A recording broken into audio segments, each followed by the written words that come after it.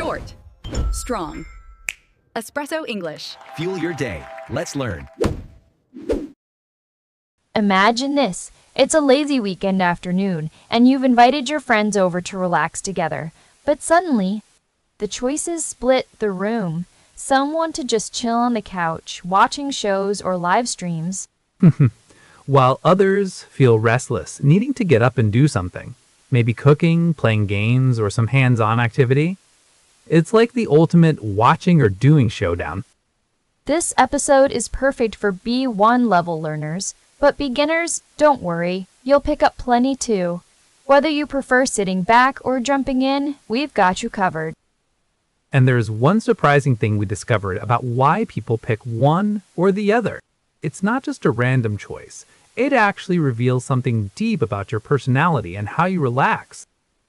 Quick question, if you had a quiet Saturday, how many minutes would you spend watching something rather than doing an activity? 10, 30, or maybe almost 0? Yeah, I bet some of you feel the tension just thinking about choosing. Friends judge each other, you watch too much, or you never want to sit still. The awkwardness is real. That kind of judgment can even make hanging out stressful. But here's the good news, understanding. Why you lean toward watching or doing can ease those conflicts and help you enjoy your downtime better. So, today we'll dig into the two types of weekend relaxation, passive versus active. We'll also suggest a simple two-step exercise to help you figure out your true preference and reduce that tension. Stick with us till the end, because our word tour will give you 5 handy words you'll hear all episode. These words can help you describe your weekend mood perfectly. Right now, we imagine you're probably on your couch, or maybe juggling between your phone and your laptop, wondering if you should get up or just keep watching. We see you. And later, we'll share one tiny trick that might just change your weekends forever. But first, let's jump into the heart of the matter. Why do we choose watching or doing? So, Arya, the other day, I was at a small get-together with some friends. The group quickly split into 2 camps. Half wanted to just relax and watch a movie, while the other half immediately started organizing a game of basketball outside. That sounds like a classic case of watching versus doing. I bet the people who chose to watch weren't just lazy. They probably craved a state of relaxation that doesn't involve much movement. Exactly. And the others? They felt restless, the kind of tension that builds when you have to be active or at least engaged in some kind of physical activity. They just couldn't sit still for long. That reminds me of a recent study I read about. Psychologists say people tend to have either a passive or active relaxation preference. Passive leisure means you observe or watch carefully without taking part, like binge watching a show. Active leisure means you engage taking part in something interactive like sports or crafts. Right. And that party, the tension was real. Those watching looked calm, focused on their screens, deeply immersed. But you could almost see the others sweating, ready to jump up and do some activity. I've been in that spot. The couch lovers sometimes look like they freeze the moment, lost in relaxation, while the doers seem to buzz with energy, always looking for the next activity to feel alive. You know, that split personality moment is tricky when hanging out with friends because people start judging, like the watchers get called lazy and the doers get told they can't relax properly. It's a social minefield. That judgment can create tension and even lead to misunderstandings or isolation. If you love relaxing quietly but your friends don't get it, you might feel pressure to change or hide your true preference. So how do we make sense of that? Here's where our role play comes in. Imagine I'm at the same party, and I say to my friend, "Why don't you come outside and join the game? Watching TV all day isn't good for you." Whoa, James. That's a bit harsh, don't you think? You're assuming she's unhealthy or lazy, just because she prefers to observe rather than engage. That kind of comment can shut down a conversation and hurt feelings. You're right. That's exactly the kind of misunderstanding that escalates tension. So, what would you say instead? I'd say, hey, I get that watching can feel really relaxing. When you're ready to get some activity, there's a game outside, and you're welcome if you want to join anytime. It respects your choice while gently inviting engagement. Or how about this? Sometimes I need to watch and chill to recharge. Other times, I like to be active. Maybe we can find the perfect balance that works for both of us. Exactly, James. These natural phrases help reduce social tension by showing understanding rather than judgment. And that's the heart of easing conflicts about watching versus doing. Let's bring back those 5 words we mentioned before. For starters, relaxation is that state of calmness you get when you're free from stress, like when you're watching your favorite show without worries. Then, there's activity, something you do for enjoyment or exercise. Playing sports, cooking, painting all count as activities that get you actively involved. And to observe means to watch carefully without joining in. That's what many people do during passive leisure time, focusing their attention without taking an active role. In contrast, to engage means to take part or get involved. The basketball players at the party were fully engaged, feeling energized by their participation. All this is important because when people can't find the right balance between observing and engaging, it creates tension, a feeling of mental or emotional strain. That tension shows when friends pressure each other or when you feel you don't fit in, depending on your weekend style. But recognizing these differences helps lower the stakes and lets everyone respect their own needs. And by the way, there is a phrase for this whole kind of social dynamic. It's called balance between relaxation and activity. We'll break it down more in the word tour later. To practice, try this next weekend. Give yourself 20 minutes where you just relax, completely observe, watch, and don't feel bad about doing nothing active. Then add a short active block, maybe 10 minutes to cook something simple or do a quick stretch. Notice which feels better and if your tension eases when you switch between the two. The key is to keep it flexible. You don't have to pick just one side. Sometimes watching is exactly what your mind and body need. Other times, engaging in activity restores your energy. And once you understand that about yourself, those weekend choices get easier. And so do your friendships.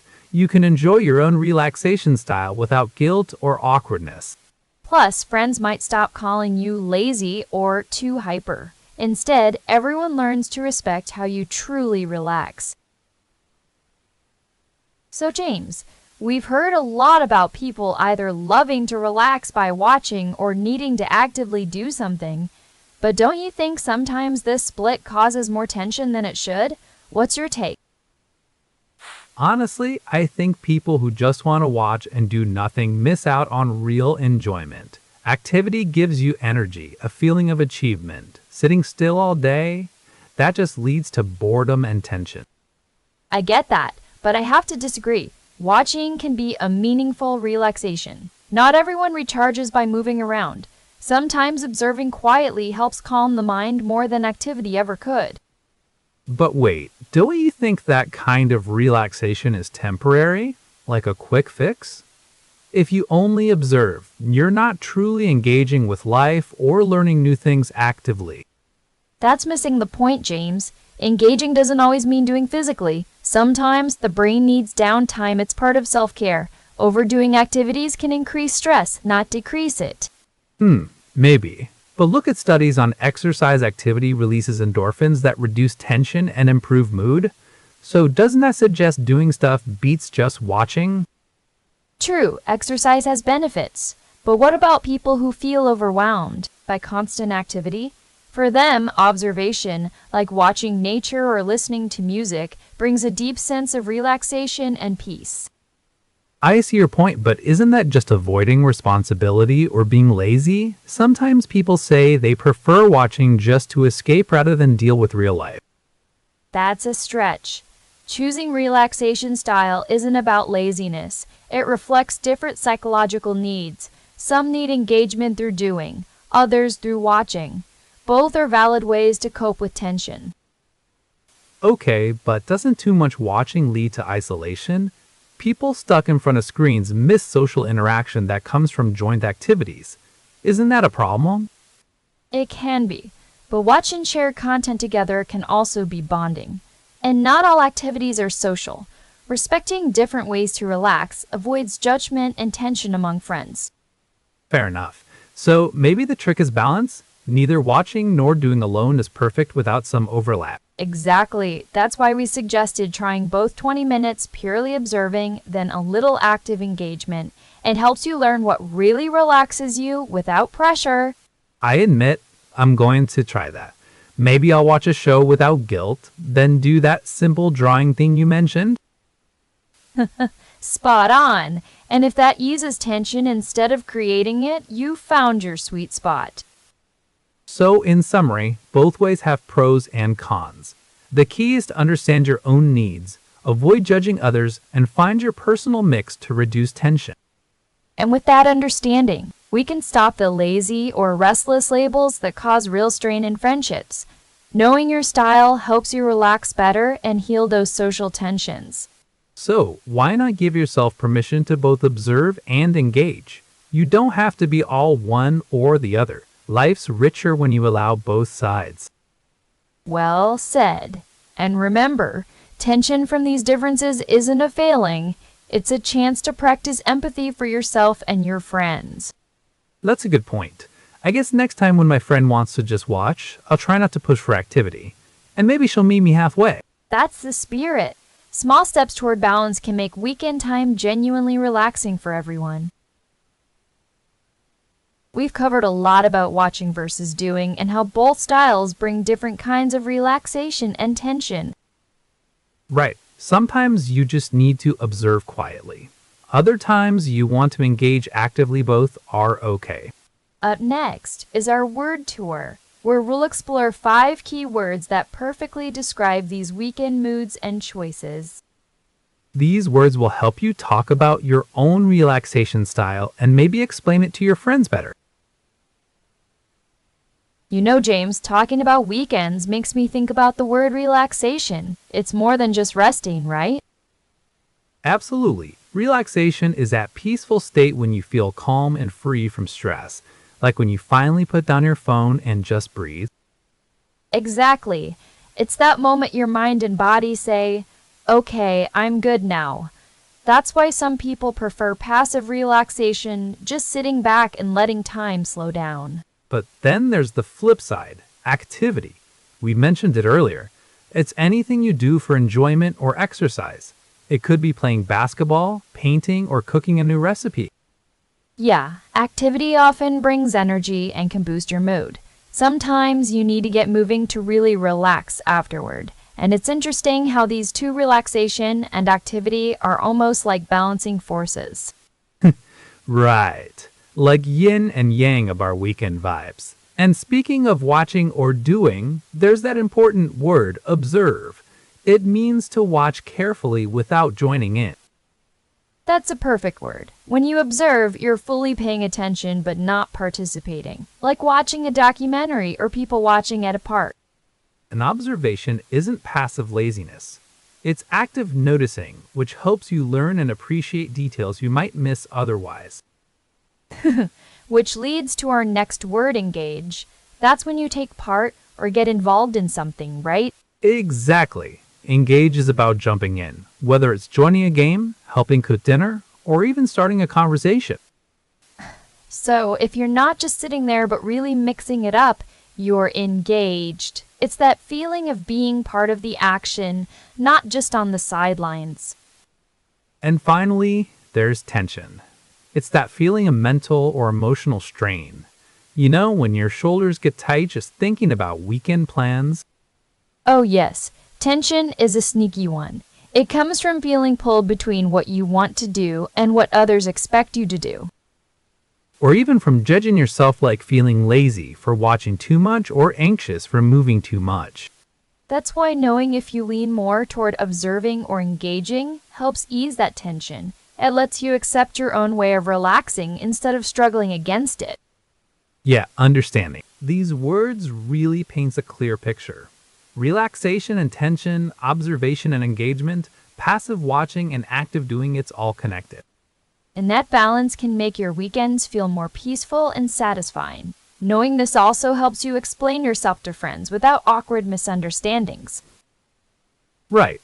like explaining, I'm not just binge watching, I'm actually observing to relax, or saying, I need to engage because doing nothing gives me tension. It's funny how these simple words capture complex feelings. They help us name what's going on inside when the weekend choices seem so hard.